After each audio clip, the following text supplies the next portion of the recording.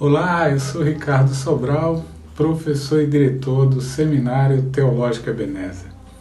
E estou aqui para dar continuidade aos programas, que nós estávamos fazendo sobre o uso do instrumento na adoração. Se isso é permitido, se não é permitido hoje. Então, assim, vocês estão vendo que eu já cresci a barba, já dei uma diferenciada. Infelizmente, por causa da pandemia, muitas coisas tiveram que ser suspensas. E aí a gente está voltando e vendo se a gente consegue concluir bem esta parte, ok? Então, antes de mais nada, eu gostaria que você, se você não é inscrito ainda no canal do Seminário Teológico Ebenezer, faça aí sua inscrição. Convide outros amigos, outras pessoas para participarem também. Isso é muito importante para que possamos abençoar outras pessoas e fazer com que outras pessoas tenham acesso ao conhecimento da Palavra de Deus. Uma outra coisa importante também, se você gostar realmente do vídeo, você dá aí o seu like, ok? Porque isso potencializa as nossas transmissões e certamente muitas pessoas vão poder ter acesso e ouvir mais da palavra do Senhor. Então, nós estamos aqui dando essa continuidade e eu gostaria justamente de lembrar um pouco do que falamos no vídeo anterior. Nós citamos, por exemplo, que o Antigo Testamento, nós encontramos justamente a autoria e justamente a indicação de que Deus, como o autor da vida e também aquele que quer ser adorado, determinou a forma da adoração, determinou a forma que ele gostaria de fato de ser adorado. Então, nós vimos assim que havia a autorização, havia a indicação dos instrumentos, enfim, estava muito claro. A gente pode, pelo Antigo Testamento, seguir aquela tríade hermenêutica, se há um mandamento, se há um exemplo aprovado ou se há uma dedução, uma inferência. E a gente viu que a gente pode ter acesso tranquilamente a essas equações que a exegese e a hermenêutica fazem e que dá a condição de você, por essa tríade hermenêutica, desenvolver a adoração pelo Antigo Testamento com o uso do instrumento. Então, uma vez dito isso, da participação, da interpretação do Antigo Testamento no uso dos instrumentos, a partir dessa ideia da tríade hermenêutica, como nós falamos, o exemplo aprovado, o mandamento e as deduções, nós podemos justamente adentrar no Novo Testamento e ver se podemos seguir da mesma forma que nós fizemos na aula anterior. E se tudo se encaixar, aí nós temos a permissão. Se não se encaixar, é possível que a gente precise rever a nossa forma de interpretar as Escrituras e ir pelo caminho justamente que ela nos diz. E é importante que eu diga que a hermenêutica da restauração não foi algo criado por mim, e foi algo criado por várias pessoas que estudam, que buscam o estudo das Escrituras, e que há um senso comum nas religiões cristãs e justamente nos biblistas e também de outros que avaliam documentos antigos, que usam essa tríade hermenêutica justamente para fazer suas interpretações. Nós podemos ver que os católicos, os protestantes, os calvinistas, os arminianos, os pentecostais, os neopentecostais, enfim, todos usam essa tríade, todos usam esse método, ok? Agora, é preciso ter sinceridade para que não possamos forçar o método à nossa interpretação. A gente precisa entender que se as bases hermenêuticas forem colocadas e não houver nenhuma alteração, aí justamente a gente teria condições de aceitar o que nós estamos buscando interpretar. Então, assim, o que a gente pode dizer é que o método é bom.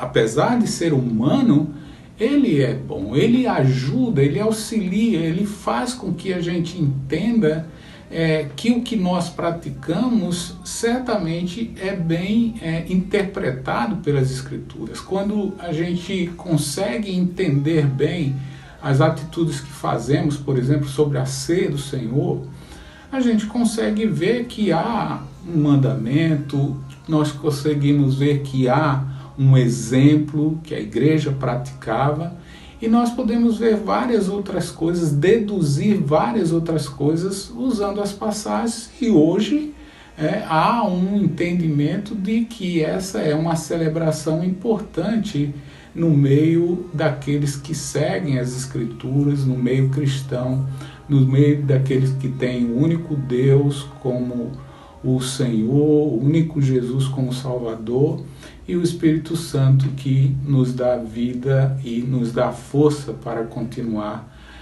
a esperar o Senhor voltar. Então, a gente precisa de fato buscar com sinceridade e aplicar assim da forma mais isenta possível, para que a gente consiga, como eu já falei, ter essa consciência tranquila de que não estamos fazendo a Bíblia dizer o que eu quero, mas sim deixar a Bíblia falar justamente para mim. E essa é uma questão importante, porque muitos vão dizer que isso é uma questão de opinião. Eles vão justamente dizer algumas coisas, olha, não é doutrina.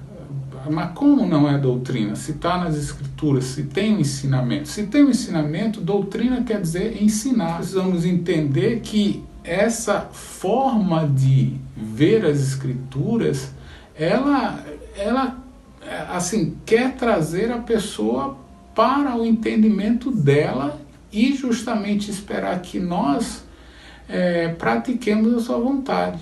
Então, ela não está excluindo ninguém, ela está incluindo, mas nós precisamos se sujeitar às Escrituras.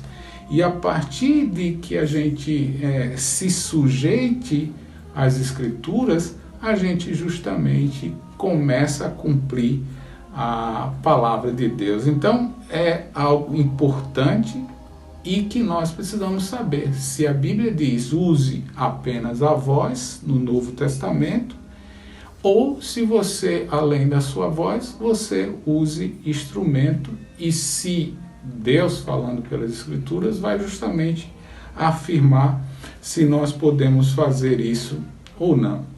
Então, se a gente usar o método mandamento, exemplo e dedução, né, nós estamos justamente livres para que a gente não consiga introduzir algumas coisas que o Senhor não permite, ou deixar de fazer alguma coisa, ou deixar de usar alguma coisa que o Senhor está colocando.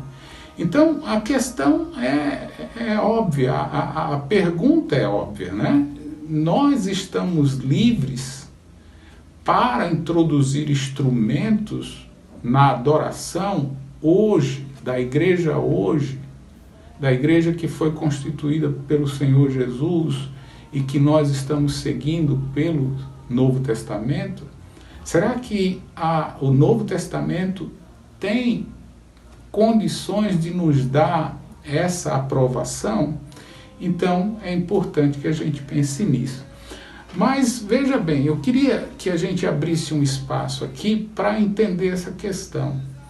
O Senhor imprimiu a sua vontade nos nossos corações, né? Diz que eu vou imprimir uma nova lei, a lei do que está no seu coração. E a igreja justamente começa com esse princípio. porque a igreja começa sem um livro como o Antigo Testamento. O que a igreja, quando começa lá em Atos 2, ela está vivendo justamente na perseverança da doutrina dos apóstolos que aprenderam com Jesus. Quando a igreja se forma, e vários anos se passam e a igreja se forma, ainda aparece muitas questões para serem tratadas. Por quê? Porque eles ainda não tinham um livro que podiam consultar na hora das suas dúvidas. Lá em 1 Coríntios capítulo 7, os irmãos em Coríntios pediram informações de como tratar as questões de casamento na igreja. Eles não tinham um livro que podiam consultar. Nós estamos depois da história. Depois da história, nós temos como consultar para saber como é que nós devemos agir. Então, cada situação que a gente encontra com dificuldade que as igrejas tinham, por não ter um livro de consulta, era justamente suprir as suas dúvidas pelas escrituras que os apóstolos tiveram que escrever para educar os cristãos naquela época. Então, essa diferença entre o Antigo Testamento e o Novo é muito importante. E quando a gente for usar algum termo do Antigo Testamento, alguma passagem do Antigo Testamento, a gente precisa ver como é que os escritores do Novo Testamento interpretaram tais passagens e aplicaram no Novo. Infelizmente, nós temos muitos problemas, por exemplo, com a questão do dízimo, com a questão das ofertas, pode, não pode. E nós temos muitos biblistas, pessoas que escreveram vários livros, e uma das coisas que eu sinto falta, particularmente falando, é que essas questões entre o Antigo e o Novo Testamento não são tratadas, por exemplo, em vários livros de teologia sistemática, onde eles, ao falar da aliança, eles não apresentam a anulação da aliança do Antigo Testamento e a aliança que nós estamos vivendo hoje e que rege a igreja. Então, essa é uma questão muito importante que a gente precisa realmente pensar. E no que diz respeito à música que nós estamos falando aqui, é muito marcante. A música no Antigo Testamento, no Velho Testamento, ela era assim instrumental. Na sua composição, o instrumento era muito assim vivenciado. A gente pode ver isso desde as trombetas, instituídas por Moisés, lá em Números capítulo 10, até os salmos, como o Salmo 150, que é muito usado, onde usa instrumentos, inclusive até danças. E isso a gente pode ver em cada passagem da lei, dos escritos, dos salmos e dos profetas, aquelas situações. Só que quando nós olhamos para o Novo Testamento, aí a gente vê a vocalidade sendo enfatizada. É claro, isso é claro, se você fizer bem a leitura do Antigo Testamento, como nós já falamos, o instrumento é evidente. Mas quando você lê o Novo Testamento, no que diz respeito à adoração, aí a vocalidade, a instrução vocal, a pessoa, o ser, o espírito está mais evidente. Se não, está excluindo completamente o instrumento e agora usando o instrumento que é o homem, que é o ser humano do qual o Senhor habita. Então, assim, nós podemos ver, cantar hinos quando Jesus termina, por exemplo, a ceia, saíram e cantaram hinos. Nós podemos ver em Atos, capítulo 16, onde o apóstolo Paulo estava cantando louvores dentro de uma cadeia. Nós vemos em Romanos glorificar e cantar louvores. Então, essas informações são muito claras. E a partir daí, meus queridos, eu gostaria justamente de enfatizar que o caminho que a gente vê nessas diferenças são muito importantes. E essas diferenças, essa distinção, melhor dizendo, entre a adoração do Antigo Testamento e a adoração do Novo Testamento é muito marcante na palavra de Deus no que diz respeito no Novo Testamento. E olha, quem fala isso são os próprios personagens do Novo Testamento. Nós temos Jesus declarando isso, nós temos Estevão, o primeiro mártir que foi apedrejado, declarando isso. Nós temos os apóstolos Paulo, João e também o escritor de Hebreus, onde vai marcar essa diferença que há entre a adoração instrumental do Antigo Testamento e a adoração vocal do Novo Testamento. Então, nós temos Jesus sendo como aquele primeiro que vai, numa conversa com uma mulher samaritana, relatar essa diferença, essa mudança, essa saída do Antigo Testamento para o Novo Testamento. E João, o apóstolo, relata isso lá em João capítulo 4, quando Jesus vai dizer claramente que os rituais, por exemplo, tanto judaico como daquela mulher samaritana, como dos samaritanos que seguiam só os 5 primeiros livros, o considerado a Torá, e eles tinham divergência teológica sobre onde deve se adorar, no Monte Gerizim ou em Jerusalém. Essas discussões, naquela conversa, Jesus derruba e vai justamente propor uma nova adoração, uma adoração em espírito e em verdade. Então, ele retira essa adoração ritual para justamente ficar a adoração espiritual. Por quê? Porque nós agora, em Cristo Jesus, nós temos o Espírito Santo de Deus que nos faz adorá-lo justamente da forma que ele espera. Então, nesse ponto, nós encontramos Jesus asseverando que essa mudança justamente iria acontecer.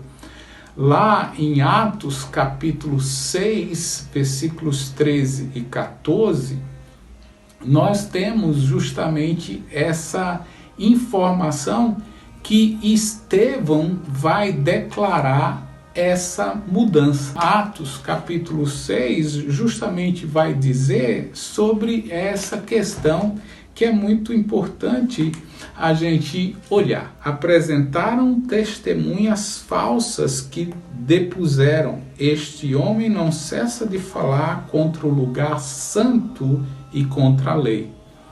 E aí nos versículos 14 ele diz: porque o temos ouvido dizer que esse Jesus, o Nazareno, destruirá este lugar e mudará os costumes que Moisés nos deu. Versículos 48 a 50 do capítulo 7 vai justamente nos dar essa informação. O céu é o meu trono e a terra o estrado dos meus pés. Que casa me edificareis, diz o Senhor, ou qual é o lugar do meu repouso? Não foi porventura a minha mão que fez todas essas coisas? Então, Estevão vai justamente terminar a sua defesa ao novo concerto que o Senhor havia estabelecido agora com todas as nações, de que não dá mais para viver debaixo do Antigo Testamento, debaixo do Antigo Concerto. Agora estamos vivendo na graça de Jesus Cristo, que assim passa a valer os ensinamentos apostólicos inspirados por Deus a partir da sua morte e ressurreição. João no seu início, né, do Evangelho, já lá em capítulo 1, versículo 17, ele vai dizer uma coisa muito clara, porque aí é importante a gente perceber o que João vai dizer no primeiro capítulo, que tem tudo a ver com o que Jesus falou e que ele relata isso lá no capítulo 4. Mas em João, capítulo 1, no versículo 17, ele vai fazer essa distinção entre Jesus e entre Moisés. Veja o que ele diz: porque a lei foi dada por intermédio de Moisés. A graça e a verdade vieram por meio de Jesus Cristo. Então veja que essa diferença é marcante. E essa diferença marcante nos dá a certeza de que há uma mudança muito clara sobre a adoração a Deus no Antigo Testamento e a adoração a Deus por meio de Jesus Cristo e Espírito Santo no Novo Testamento. E eu queria concluir esse momento justamente com Hebreus capítulo 8, versículos 1 a 2, e a gente pode ler outros versículos também adiante, porque nesse ponto nós vamos justamente parar e no próximo vídeo concluir com a tríade hermenêutica, usando as passagens do Novo Testamento que confirma o uso vocal na adoração a Deus pela Igreja do Senhor. Então eu vou ler Hebreus capítulo 8 e marcar justamente com você os textos que descrevem essa passagem do Antigo Testamento para o Novo Testamento, que é importante a gente frisar. Veja no versículo 1 e 2. Ora, o essencial das coisas que temos dito é que possuímos tal sumo sacerdote que se assentou à destra do trono da majestade dos céus, como ministro do santuário e do verdadeiro tabernáculo que o Senhor erigiu, não o homem. Qual foi o tabernáculo que Jesus erigiu? A sua igreja. Como diz 1 Coríntios capítulo 3 e capítulo 6, sobretudo capítulo 3, que vai dizer que a igreja é o templo de Deus. Então, a igreja é o verdadeiro tabernáculo. Versículo 7, porque se aquela primeira aliança tivesse sido sem defeito, de maneira alguma estaria se buscando lugar para uma segunda. Versículo 13 vai dizer, quando ele diz nova, tornou-se antiquada a primeira. Ora, aquilo que se torna antiquado, envelhecido, está prestes a desaparecer. E aí, no capítulo 10 de Hebreus, capítulo 10, versículo 1 e 2, vai dizer, ora, visto que a lei tem sombra dos bens vindouros, não a imagem real das coisas, nunca jamais pode tornar perfeitos ofertantes com os mesmos sacrifícios que ano após ano, perpetuamente, eles oferecem. Então, no capítulo 10, a gente vê como o culto antigo, ele só serviu justamente para que houvesse um entendimento da obra de Jesus Cristo. E quando a gente começa a trazer isso que é sombra para a adoração dos nossos dias, nós estamos perdendo justamente a essência do que a Bíblia diz, de que a passagem para uma nova aliança, um novo concerto, uma nova forma de adoração precisa ser atendida. E essa nova adoração, meus queridos, vai justamente delimitar o que nós vamos falar no próximo estudo, tá bom? Então, mais uma vez, espero que você se inscreva no nosso canal, que você aí, assim, coloque o sininho, porque sempre que há uma postagem nossa, você vai receber uma notificação. E se você gostou do vídeo, deixe aí o seu like e informe para outras pessoas, tá bom? Que o Senhor possa abençoar você com toda sorte de bênção, não só você, mas também toda a sua casa. Até mais.